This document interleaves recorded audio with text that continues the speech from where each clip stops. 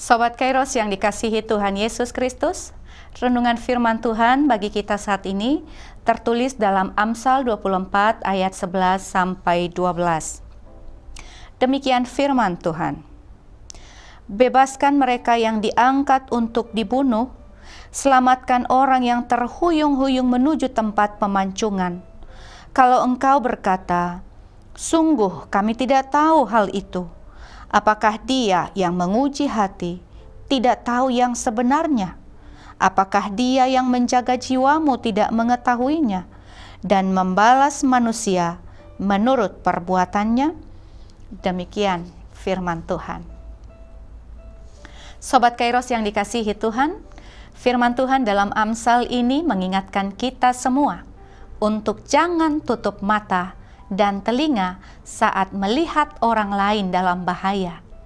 Kita diminta untuk peka, untuk peduli dan siap menolong siapa saja yang sedang berjalan menuju kehancuran, baik secara fisik, mental maupun rohani.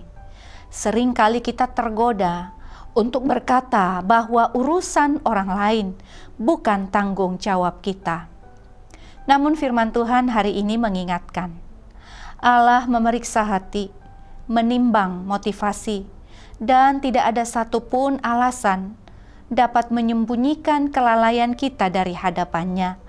Keengganan kita untuk menolong bisa lahir dari rasa nyaman atau takut kehilangan posisi. Tetapi Allah menghendaki umatnya melampaui batas aman dan turun tangan secara nyata. Di tengah dunia yang penuh ketidakadilan, kekerasan dan kejahatan, ayat ini menjadi pengingat bahwa iman sejati bukan hanya soal doa dan pujian di ruang ibadah, tetapi juga keberanian untuk bertindak demi menolong sesama. Tuhan menghendaki kita hadir di garis depan, membela yang lemah, menegur yang salah, menyelamatkan mereka yang nyawanya terancam, baik secara jasmani maupun rohani. Sobat Kairos yang dikasihi Tuhan, renungan ini mengingatkan kita agar tidak menutup mata pada penderitaan, penindasan, atau dosa yang menjerat banyak orang di sekitar kita. Kita dipanggil menjadi pembela melalui doa-doa syafaat kita, melalui ajakan-ajakan pertobatan, tindakan kasih, hingga dukungan nyata bagi mereka yang lemah. Kiranya Amsal 24 ayat 11 sampai 12 yang menjadi renungan hari ini bagi kita, membangkitkan keberanian dalam hati kita untuk tidak hanya berdiam diri, tetapi menjadi tangan dan kaki Kristus bagi mereka yang membutuhkan uluran kasih dan pembebasan. Sebab pada akhirnya Tuhan akan membalas setiap perbuatan kita. Dan betapa bahagianya bila kita didapati setia menegakkan kehidupan, keadilan dan kebenaran di tengah dunia. Hal ini membawa kita pada kesadaran bahwa hidup kita bukanlah tanpa arah dan tujuan. Setiap langkah, keputusan dan sikap yang kita ambil tidak luput dari perhatian Allah. Ia bukan hanya Tuhan yang penuh kasih, tetapi juga Allah yang adil. Ia bukan hanya mencatat dosa-dosa manusia, tetapi juga setiap tindakan kasih, pengorbanan yang tulus, dan keberanian kita dalam membela yang benar.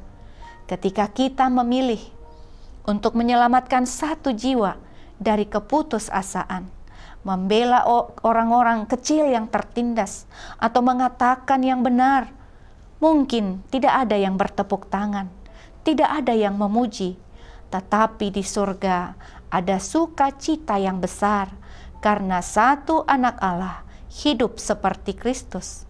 Dan saat kelak kita berdiri di hadapan tahtanya, alangkah indahnya jika Tuhan berkata, baik sekali hambaku yang baik dan setia.